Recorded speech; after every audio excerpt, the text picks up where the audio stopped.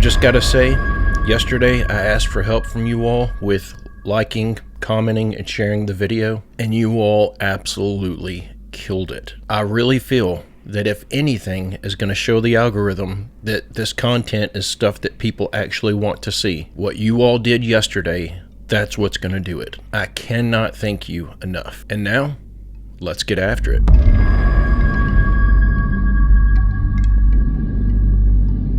Why is it coming out in the news that the U.S. Forest Service is actively hiding portals in the forest? I'll add more validity to his claim in just 1 minute. Right before I let you hear this, why is it there's so many places that we just cannot go? And these places seem to have some weird phenomenon happening in the sky and around it, and disappearances. But just one thing I want to throw out here, and I want to cause a bit of mischief with the US government. I've just been somewhere in the United States where I know there is another portal. And I know the United States knows about it. And I was there just the other day. And guess what? It's got a big fence around it, lots of security signs. It's supposedly US Forest Service. Pretty odd, right? Hey, do you remember when this guy was making portals in his bed, going through them, and they ended up on YouTube, and the guy went actually missing and never found? That's well. Hey, one time I was at a national park with my brother and my now wife, and we were sitting outside of the woods, and we saw this orb coming up out of the woods. And as it floated higher and higher, it was dropping orbs, super big orbs, out of under it. And then this orb started going right towards us, and when it went over the top of the car, it turned into a triangle for a split second, then was gone. You must have been under the influence. Yeah, so about that, we all saw it at the same exact time. And I remember before going into the woods saying, something does not feel right. I'm not alone. There's a lot of people who have seen these really sketchy occurrences in the woods. You too? Tell me. I can't help but to be reminded of all of the missing 411 cases. How people will go missing in the woods and they're found 10, 15, 20 miles away from where they originally went missing in a short enough time frame that there's no physical way they could have traveled that distance unless something picked them up, flew them there, and dropped them back off. And then you have people that are found with their clothes missing, but their body looks completely fine, like there's no signs of a struggle. There are reports of people dying of hypothermia at a time when it wasn't really getting cold enough for something like that to happen. And then there's the obvious, the Bigfoot mystery. How is it that there's so many people spotting Bigfoot, people who really don't want to come out and say anything because they don't want the negative attention that's going to come from making a claim like that? But we've seemingly never found the remains of one. No one's ever discovered what would appear to be a habitat where there was a group of these things living together, and they're discovered in the woods all over the earth. Maybe something like this would explain that. I've thought for a long time that maybe there was some sort of an interdimensional being. Maybe these portals are how they're traveling in and out of these other dimensions. And I want to be clear, until they come out with some hard evidence showing us that this is a factual story, that there really are portals out in the middle of the woods in the United States, until we get that hard evidence, this is, to me, nothing more than just a fun thing to think about. But it is a really fun thing to think about.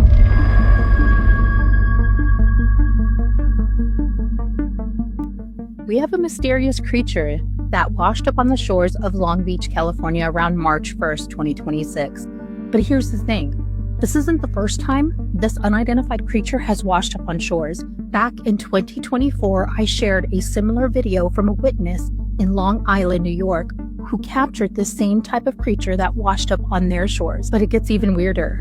Back in 2008, a similar creature washed up that they called the Montauk monster, and people assumed it came from Plum Island out in New York.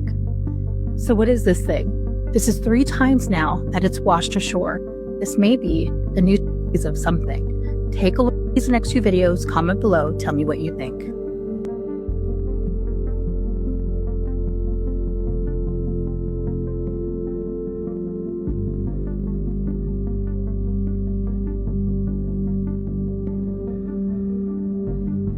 Pues era un nahual o qué. A ver, amigos, a ver qué tipo de animal sería este. No tiene aletas, tiene patas. No tiene pelo. Aquí estamos en las playas de Long Beach.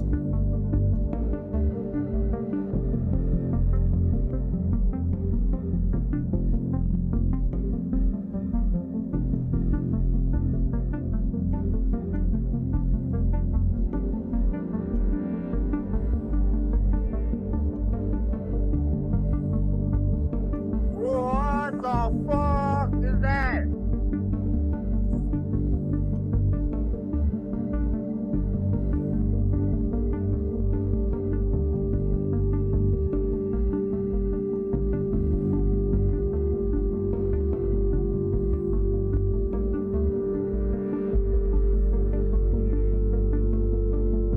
I was certainly not expecting to wake up this morning and find another sighting of the Montauk monster. And I would say to jump to the conclusion that this is the same thing that was filmed in these other two instances. How could you not? The thing looks identical. Even the ears look identical. It has the exact same skin tone, but to me, it looks like someone is mixing several animals together to try to create this thing. It looks like a hairless dog body mixed with a pig, and the face kind of resembles a mole rat. But what would the odds be that this creature exists in large enough quantity that we've now gotten video of it washing up on the shore 3 separate times, yet it doesn't exist in large enough quantities that we've ever found one alive? I would say the single best explanation is that wherever these things exist, they're being kept there, and these just happen to be ones that escaped. I'm leaning toward some sort of a failed genetic experiment. The animal passed away, and they thought they would just dispose of it by throwing it out to sea and letting nature take it back, but for whatever reason, it wasn't eaten, and it ended up making its way to shore. What do you all think?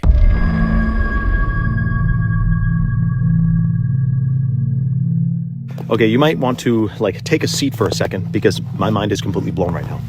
Have you seen the guy Tyler Hansen, the fittest flat earther, on YouTube or Facebook, Instagram? And he's talking about how these major celebrities, there's pictures, identical looking pictures of some famous person from 100, 200 years ago, and identical face of Robin Williams and all these major celebrities, right?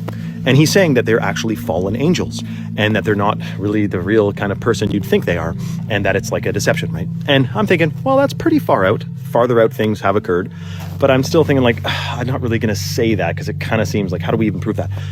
Then I just found out this. It is said that when Lucifer fell from heaven because he got prideful, he brought 1/3 of the stars, the angels, down with him. They used to refer to angels as stars. So the fallen angels, he brought 1/3 of them down to earth. Where do we find the city of angels? Los Angeles. Where is Hollywood? Los Angeles, of course, Hollywood. So hold on a second.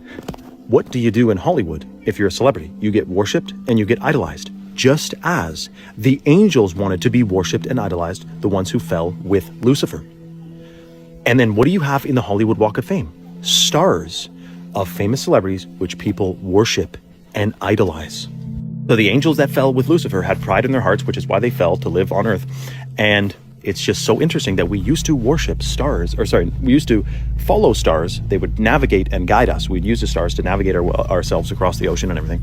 And now people, instead of looking to the stars for guidance, they're looking at Hollywood stars, which guide them, and they worship them. I'm just saying that's pretty shocking, and maybe Tyler Hansen, fittest flat earther, maybe onto something. Now, there are tons of videos out there that are showing side-by-side photos of some of our modern-day celebrities alongside of people who lived back in the 30s and 40s. With the cloning technology that we're always hearing about, as well as the obsession that these elites have with bloodlines, it wouldn't surprise me if we were to get some sort of confirmation that this is actually what's going on, that they're somehow cloning themselves and living multiple centuries through variations of the same body. And then when you read the book of Revelation and it talks about those who call themselves JEWs but are not, but are of the synagogue of Satan, a lot of people read that in a very specific way, but when I read that, it kind of implies to me that being of the synagogue of Satan could potentially mean that we're dealing with the literal offspring of Satan. And we know that whenever the fallen angels came to earth, they mated with women, and that's where the Nephilim came from, the men of renown. That's a lot of your ancient gods that were worshipped by some of these tribes all over the earth. That's why you see common themes in all of these tribes. They're all getting the same information from a group of fallen angels who have advanced knowledge about how everything works. They were literally there to watch creation. And I get that this sounds like a really far-fetched idea. It even sounds like a far-fetched idea to me. But at what point does a large number of coincidences stop being a coincidence and become evidence?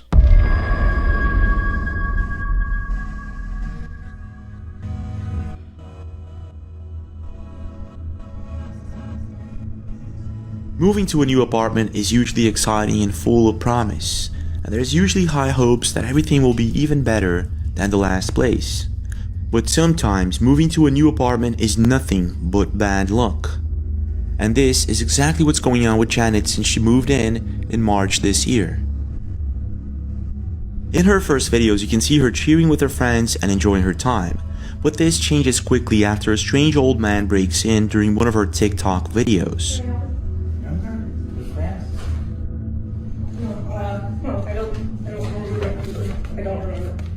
Please get out. Please get out of my apartment. Please get out of my apartment. Completely freaked out, the next day she uploads an update on the situation, and she explains how she is pretty scared but she can't move out because she's still in the process of paying deposits, that sort of stuff. So she stays there and hopes for the better. I am hoping that there's a pool here. A few days go by and she starts uploading normal videos once again. Until this happens.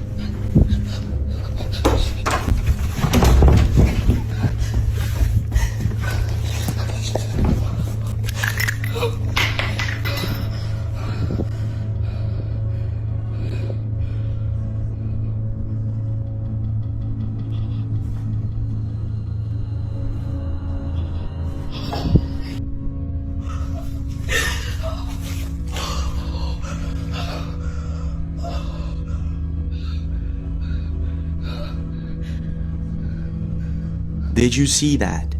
At a specific moment in the video, she realizes that she's not all alone. There's someone or something sitting next to her, and you can actually see the indents in her video.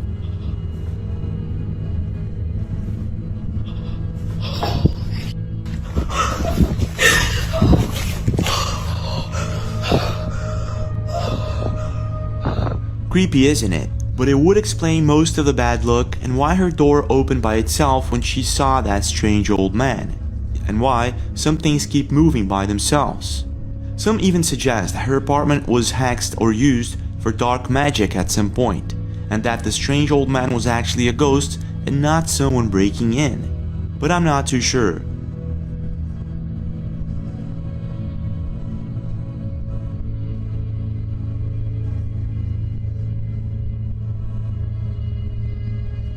Maybe it was all just a prank for views, or maybe it was the real deal. I'll leave it up to you. What do you think, and what do you think she should do? Have you ever been through a similar situation? I know I reacted to the first clip that she shared where she's dancing in her new apartment and some strange guy opens up the front door and walks in. I remember reacting to that clip. The second half of this, I don't really have any memory of. So I don't know if it was filmed after I reacted to that first clip and so I just never came across it or what. But if I have reacted to this, it would have been several hundred videos ago. If we've already showed this clip, I'm sorry. We're 550 something videos in. It's bound to happen at some point. But this reminds me of a story. There was this older gentleman.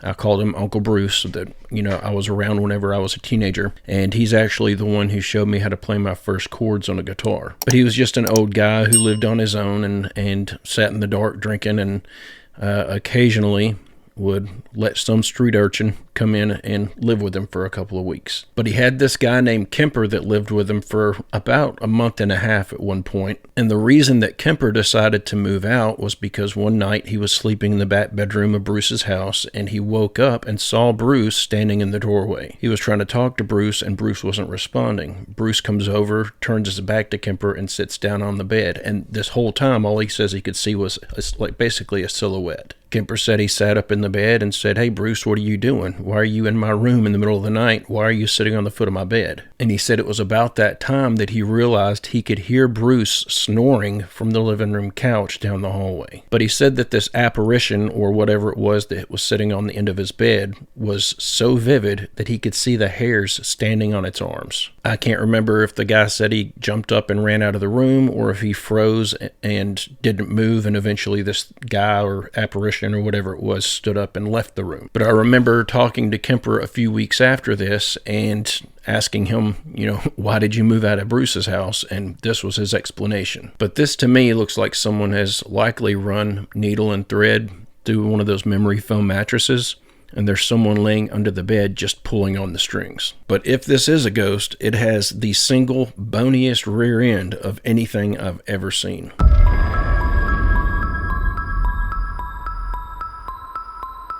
Listen up, this is crazy. U.S. troops were told Iran war is for Armageddon, return of Jesus. A combat unit commander told non-commissioned officers at a briefing Monday that the Iran war is part of God's plan and that President Donald Trump was anointed by Jesus to light the signal fire in Iran to cause Armageddon and mark his return to earth. Saturday morning through Monday night, more than 110 similar complaints about commanders in every branch of the military has been logged by the Military Religious Freedom Foundation. The complaints came from more than 40 different units spread across at least 30 military installations. One complainant identified themselves as a non-commissioned officer, NCO, in a unit currently outside the Iran combat zone, but in ready support status. The NCO wrote to the MRFF that their commander urged us to tell our troops that this was all part of God's divine plan, and he specifically referenced numerous citations out of the book of Revelation referring to Armageddon and the imminent return of Jesus Christ. This is the email right here. Pause and read. I find this deeply concerning, especially when we're nowhere near Armageddon. That they are spreading this misinformation to our troops is disturbing. He definitely has an anointed a man that doesn't even show the fruits of the Spirit.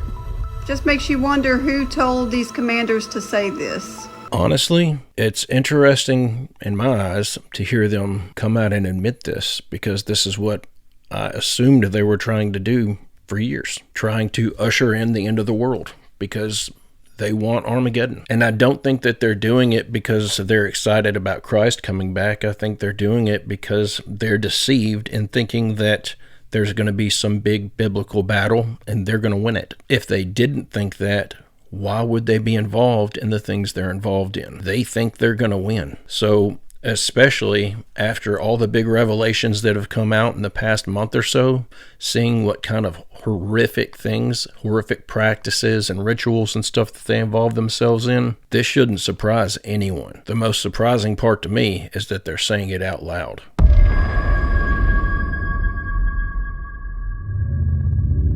The US-Iran war is widening fast. What started as a conflict between 3 countries has now dragged a staggering 13 into the fallout, and today marked a major escalation because Iran struck UK military bases in Cyprus, meaning for the first time this war has now officially touched European territory. Now, in response, the UK has authorized the United States to use its military bases to help destroy Iran's missile systems, and a member of the European Parliament for Cyprus is already calling for action. Cyprus is an EU territory, and one attack on a member state should be considered as an attack to the entire European Union. We want and we expect a united response from the entire European Union. And that wasn't the only development today. Lebanon has now been dragged into this conflict as well after Hezbollah launched strikes on Israel in solidarity with Iran. Meanwhile, Qatar and Saudi Arabia were pulled in a pretty major way after a number of their energy facilities were hit. Qatar, which supplies around 20% of the world's liquefied natural gas, they were forced to suspend their operations. And the same goes for Saudi. Their largest oil refinery had to temporarily halt production after a large fire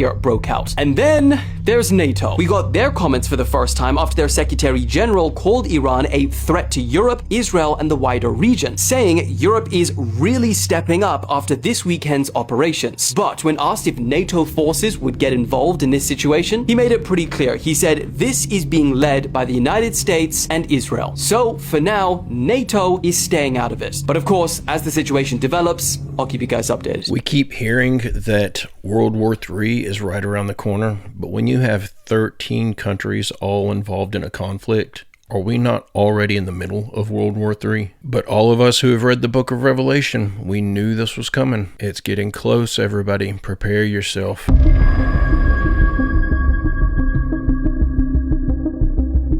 Smart devices and AI recorders are all around us, collecting our conversations and turning them into data. Our data is leaked, sold, and used to influence us, our behaviors, our opinions, our sense of self.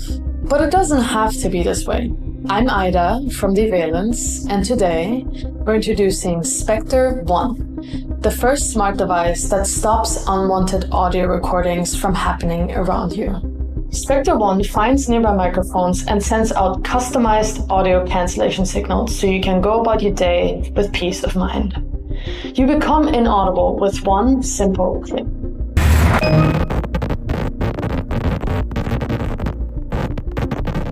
A lot of people think that this is about privacy, but when our conversations are used to influence our buying behaviors or change our deepest opinions, or to train an AI model to think like us, it's not just about privacy anymore. This is about freedom. The Valence built for your freedom to choose over what you want to share. And we're working on protecting you from unwanted visual, digital, and cognitive data collection. Spectre One is our first step. Join us to build this future, a future that belongs to all of us. I think this is a brilliant idea for a product. I don't know how effective it is. I don't know what it costs. I haven't looked it up, but if it's reasonably priced, I may actually purchase one of these and run some tests with it. But I thought I would throw this in as our good clip of the day. And I know we don't have many of those here lately, but maybe this is going to start turning the tide in our favor. If I'm understanding this correctly, you can turn one of those devices on and it plays this inaudible sound in the background that we can't even hear, so we wouldn't even know it was turned on. And even if they're using your phone to try to pick up and listen to your conversation, they're not going to be able to record anything because they won't be able to hear it. This is a brilliant idea. I just hope they don't make it illegal to own one, because we all know this is going to fly directly in the face of what they've got planned for us. But guys and gals, I'm going to go ahead and end the video right there. I hope you enjoyed these clips we watched together today. God willing, I'll be back tomorrow with another one. I hope you come back to join me. Don't forget to leave a like and subscribe if you haven't already, and don't forget to drop your theories and your comments in the comments section down below. But guys and gals, I hope everyone has a great, safe, fantastic rest of your day, and I will see you all in the next one.